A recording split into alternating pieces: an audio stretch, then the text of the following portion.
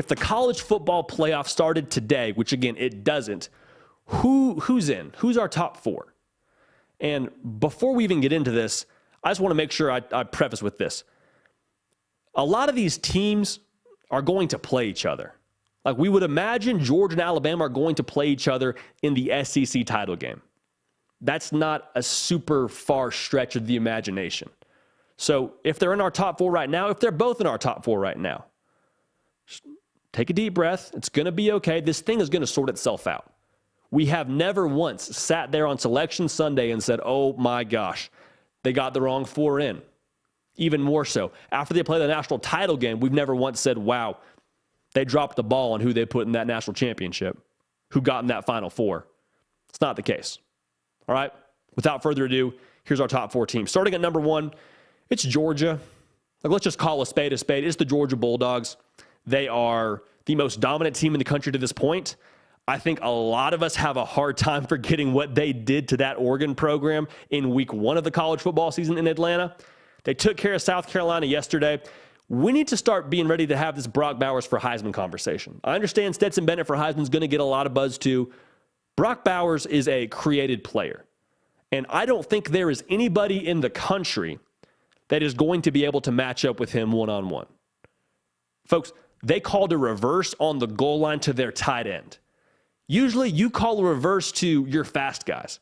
You call the reverse to your slot receivers, to your running backs, to your slashers. They called a reverse to their tight end. If that doesn't tell you how freaky a guy like Brock Bowers is, I don't know what does. Stetson Bennett looks in total command of this offense. Defense doesn't look like they've taken any step back by any stretch of the imagination. I think they're going to get tested by someone else down the line. Hard to say who it is just yet. But when Georgia's on their off day, when they don't bring their A game to the stadium, can they win ugly? We've seen a couple of these programs within this top four win ugly already. I'm curious to see if Georgia ever has to win ugly, because it's my belief that championship teams always do. So that remains to be seen. But Georgia is our top team after week 3 in the college football season. Looking at number 2, the Ohio State Buckeyes, a team that have won ugly so far.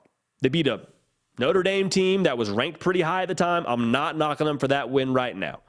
Say whatever you want about Notre Dame. I know they lost to Marshall. I know they barely got out of the game against Cal with a win. I don't care. Notre Dame brought their A game to Columbus, and Ohio State was able to find a way to win without their fastball.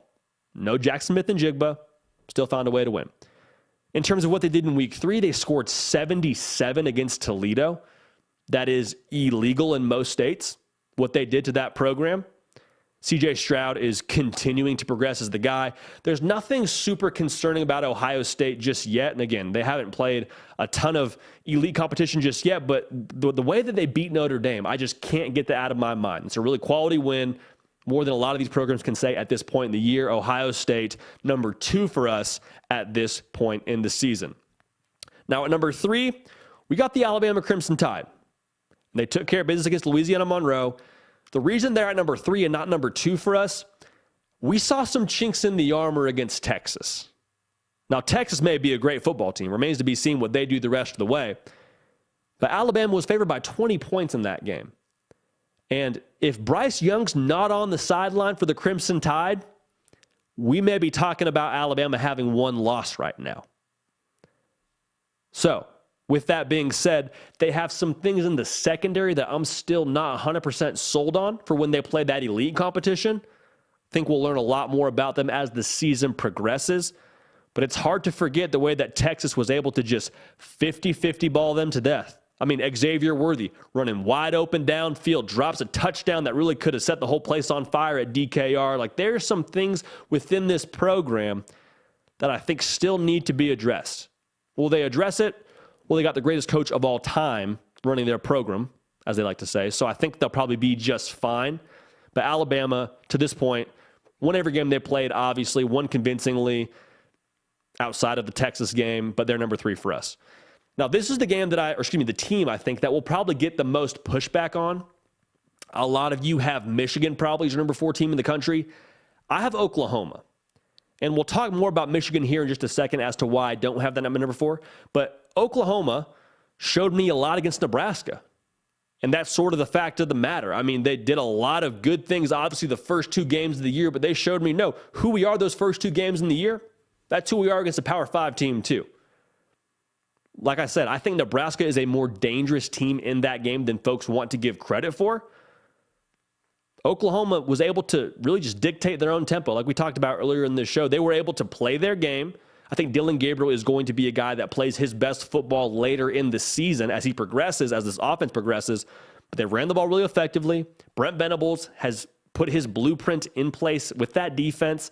I think his approach is already sort of taking shape, and that defense is already starting to catch their tempo under him. So Oklahoma, a team that I'm really excited about in a Big 12 conference that has a lot of transition. We talked about it. 8 of the 10 Big 12 programs have either a new quarterback or a new head coach. Okay? So for Oklahoma to catch their stride and to look as solid as they do already is why we have them at number 4. Now at number 5, we have Michigan. And if you want to put Michigan at number 4, I'm not going to argue with you too much, but here's my only issue with them to this point in the year. Have they won every game convincingly? Absolutely. They've looked great. Jim Morris said it this week going into the game. He's like, they don't have any weaknesses, and they don't. But even if they did, wouldn't they be sort of difficult to see to this point in the year? I mean, they played Colorado State, they played Hawaii, they played UConn. Folks, those 3 programs are arguably among some of the least in college football right now.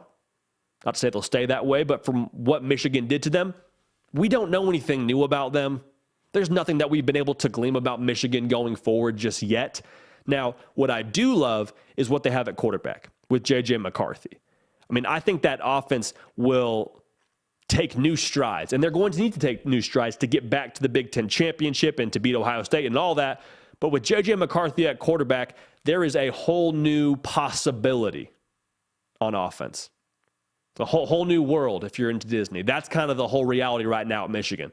Because on the defensive side of things, let's call a spade a spade. You lost 2 NFL caliber edge rushers. It's not your fault, but if your defense takes a small step back to get back to where you were, you would imagine you need a slightly more adequate effort on offense. All right, so you're going to have to probably score more points.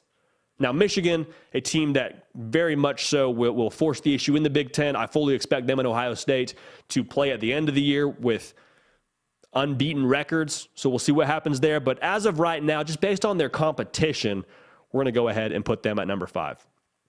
At number 6 for us, we like Clemson. So our first 2 teams out are Michigan and Clemson. And Clemson is a team that we will learn about, obviously, as with all these teams, as the year goes on. But the biggest question mark is the same as it was going into this year. What do you have at quarterback? Can DJ Uiagalelei or Cade Klubnik be the guy to allow your offense to match what you're bringing on defense? Because the ACC, no knocking any of those programs, Miami included, is not going to be the gauntlet. It's not going to be like the SEC. They may have to go unbeaten to end up in the college football playoff. In order to do that, I think they need more production. Everybody thinks they need more production at the quarterback position. And DJ has been solid. I mean, he's not lighting the world on fire. He's not putting up J.J. McCarthy numbers, but he's been serviceable so far. It's hard to stave off the temptation to go with Cade Klubnik because of what you've seen in spurts with him. And kind of similar to what we talked about with Michigan, just the idea of playing a Cade Klubnik and what he brings vertically is obviously a little bit appealing. But Dabo's been pretty transparent, especially in ACC Media Day, saying, no, DJ's our guy. We're going to roll with him. So we'll see what happens there, but it all centers around the quarterback because the rest of this roster, especially on the defensive side of the ball, is really, really good. Really, really good. I mean, DJ, if he can play just marginally better than he did a season ago, where he threw 10 interceptions and 9 touchdowns, and if they can have some of those skill guys continue to step up and just be ever so slightly more productive, Will Shipley, a guy that's had great ROI at this point in the year, they're going to be okay. So for them, the money's going to be made later in the year. Again, I think they need to go undefeated to make the college football playoff, but Clemson, as of right now, is our number 6 team in the country. Hey y'all, thanks so much for watching. Subscribe to the channel here to make sure you don't miss an episode of The Hard Count. Also be sure to check out other videos on the On3 YouTube channel.